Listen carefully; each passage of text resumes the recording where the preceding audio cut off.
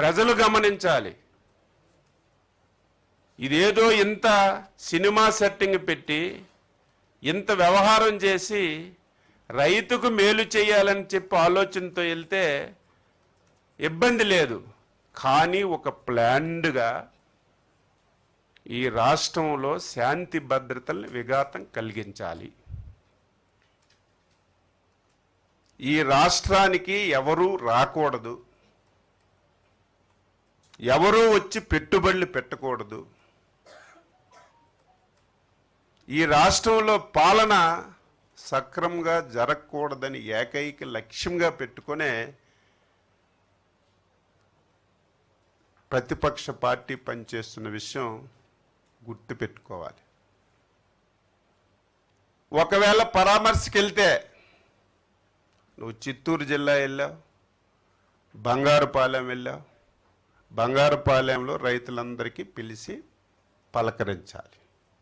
లేకపోతే ఆ మార్కెట్కి వెళ్ళి మార్కెట్లో ఉన్నటువంటి రైతులతో మాట్లాడి ఏ విధంగా వ్యవహారం జరుగుతుందో అడగాలి.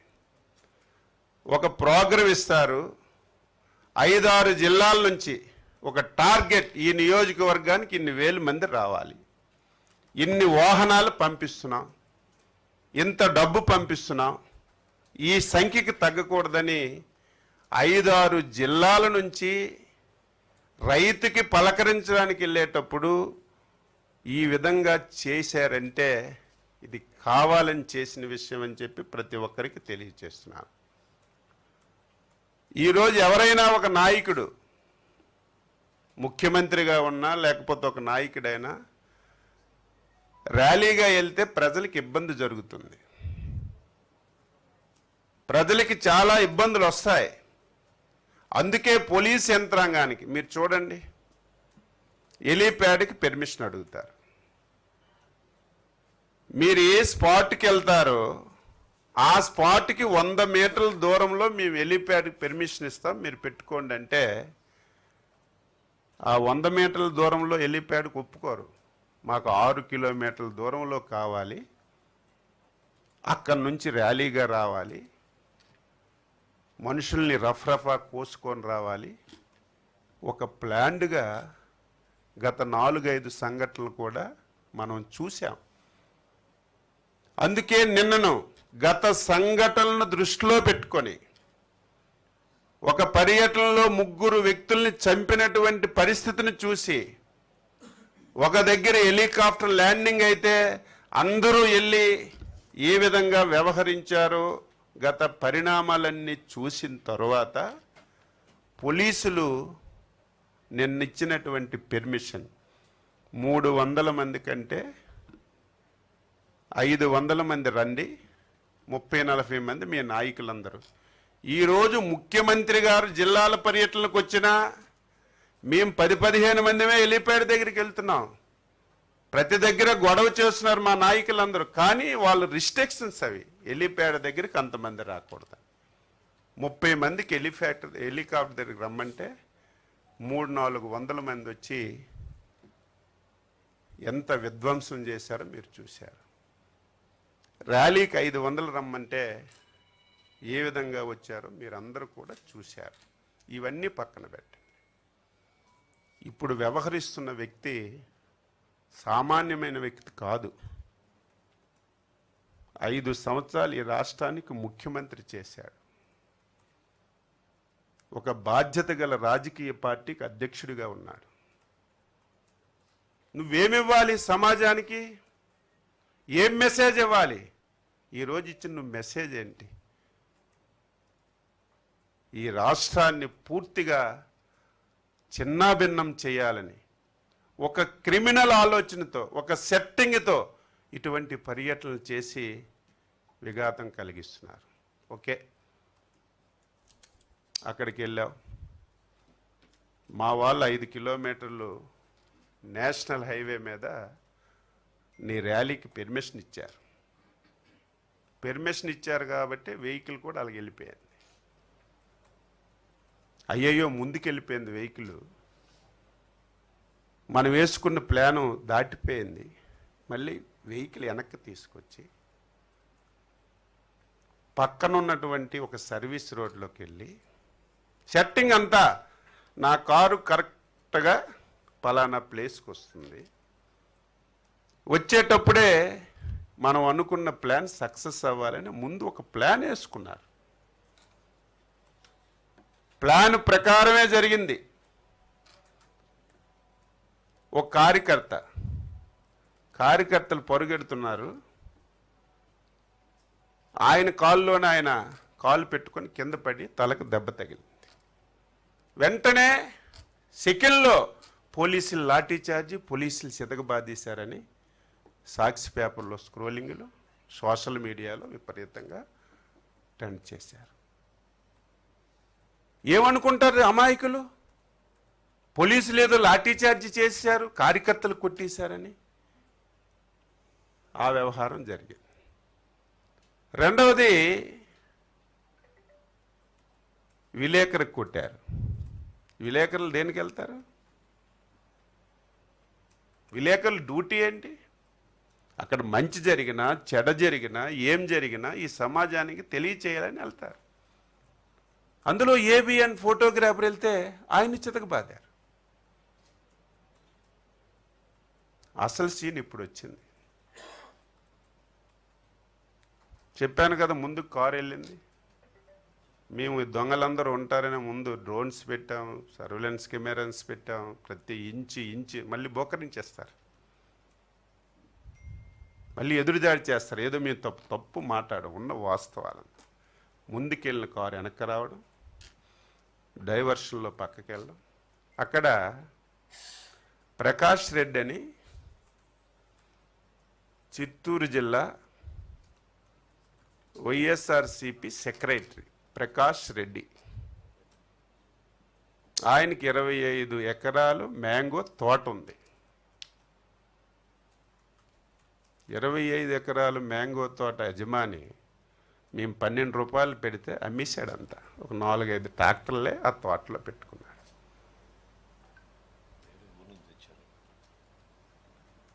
ఎప్పుడైతే జగన్మోహన్ రెడ్డి కారు తోట ముందుకు వచ్చిందో పురుగుల్లాగా 5 ట్రాక్టర్లు వచ్చాయి. రోడ్డు మీద మామిడికాయలన్నీ కింద పోశారు. పోని కింద ప్లాండ్గా పోసుకున్నారు. నువ్వు 5 సంవత్సరాలు ముఖ్యమంత్రి, నీకు బాధ్యత ఉందా లేదా? నువ్వు చూసి దిగి మామిడికాయలు చూడాలి. మామిడికాయలు తొక్కుకొని రైతులు మామిడికాయలు ప్రభుత్వం కొనడం లేదు.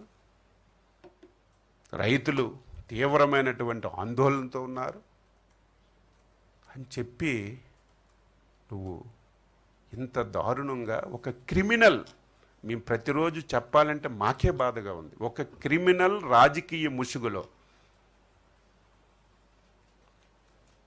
ఒక ప్లాన్ ప్రకారం ఏ విధంగా వ్యవహరిస్తారో మేము అప్రమత్తంగా లేకపోతే చాలా పెద్ద ప్రమాదం జరుగుతుంది. ఇలాగే 5 సంవత్సరాలు ఇవి చెప్పకపోతే ప్రజలకు తెలియదు. ఎవరివి మామిడి పళ్ళు తెచ్చినవి? ఎవరివి?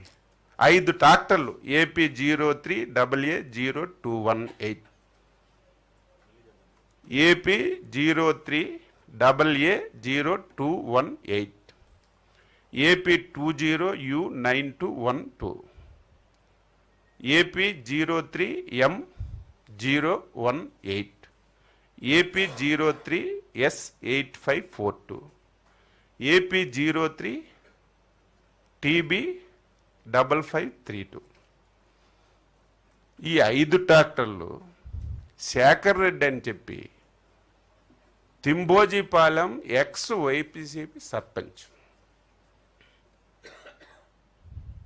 ఈ 5 ట్రాక్టర్లు ఈ శేఖర్ రెడ్డి అనే వైసీపీ సర్పంచ్ ఎక్స్ తీసుకొచ్చి ప్రకాష్ రెడ్డి వైసీపీ సెక్రటరీ తోటలో పెట్టి, ఆ వైసీపీ సెక్రటరీ తోటలో 5 లోడ్లు ట్రాక్టర్ మీద ఎక్కించి జగన్మోహన్ రెడ్డి వచ్చినప్పుడు అవి రోడ్డు మీదకి తెచ్చి ఒలిపి రైతులు ఒలిపేస్తున్నారు, కొనడం లేదని ఎంత క్రిమినల్గా వ్యవహరించారో రాష్ట్ర ప్రజలు ఒకసారి అర్థం చేసుకోమని చెప్తున్నాను. ఈరోజు జనాలు కూడా నేను చెప్పవసరం లేదు, వీడియోస్ అన్నీ మా వాళ్ళు చూపిస్తారు. ఇది ప్లాన్డ్గా రైతులు నేను చాలా దగ్గరలు చూశాను. ఈ రోజైతే చాలా హ్యాపీగా ఉంది. వాస్తవాలు చెప్పారు. అయిపోని పెళ్లికి బాధ్యాలు ఎందుకు ఇస్తున్నావు? ప్రభుత్వం కష్టాలున్నాయి లేవని చెప్పడం లేదు. మాట్లాడితే పక్కన కర్ణాటకలో 16.5 కొనేస్తున్నారని, కేంద్ర ప్రభుత్వం కర్ణాటక జీవో ఇచ్చేసింది, ఆంధ్ర సాధించుకోలేదని తప్పుడు సమాచారం. ఒక టీవీ ఉంది, పేపర్ ఉంది, సోషల్ మీడియా ఉంది. నేను చాలాసార్లు చెప్పాను. ఆ ప్రభుత్వం కేంద్రం వైపు చూసిందో ఏమో కానీ మేము కేంద్రం వైపు చూడలేదు. మేమే ముందు 4 రూపాయలు రాష్ట్ర ప్రభుత్వం కేజీకి ఇస్తుంది. 6.5 లక్షల మెట్రిక్ టన్నులు చివరి కాయ వరకు మేము కొంటాం. దీనికి 260 కోట్లు ఖర్చు అవుతుంది. మేమే డైరెక్ట్గా రైతుల అకౌంట్లో ఇస్తామని చెప్పి ఈ కార్యక్రమాన్ని మేము నడిపించాం. ఒకవేళ కేంద్ర ప్రభుత్వం కర్ణాటక లాంటి రాష్ట్రానికి ఇచ్చిన జీవో మనకిస్తే మాకు అయినటువంటి 260 కోట్ల రూపాయలు ఒక 130 కోట్లు రాష్ట్ర ప్రభుత్వానికి సేవింగ్ వస్తుంది తప్ప దీనివల్ల రైతుకి ఏమి నష్టం లేదు. ఈరోజు కర్ణాటక ఇచ్చిన జీవో కూడా ఇంప్లిమెంట్ చేయడం లేదు. వాళ్ళ దగ్గర డబ్బులు లేవు, చేయడం లేదు. ఇదే మామిడి తమిళనాడులో పండింది, కనీసం వాళ్ళు స్పందించలేదు. మనం రైతు కష్టాన్ని చూసి, ఇబ్బంది చూసి ఈ కార్యక్రమం మనం చేస్తే దీన్ని రాజకీయ ముసుగులు ఎక్కడికి వెళ్ళినా చూడండి, ఆయన చేసిన మీ కార్యక్రమాలు మీరు రోజు చూపించాలి. ఇటువంటి దుర్మార్గుల్ని ఈ రాష్ట్రంలో ఉంచితే ఎంత నష్టం.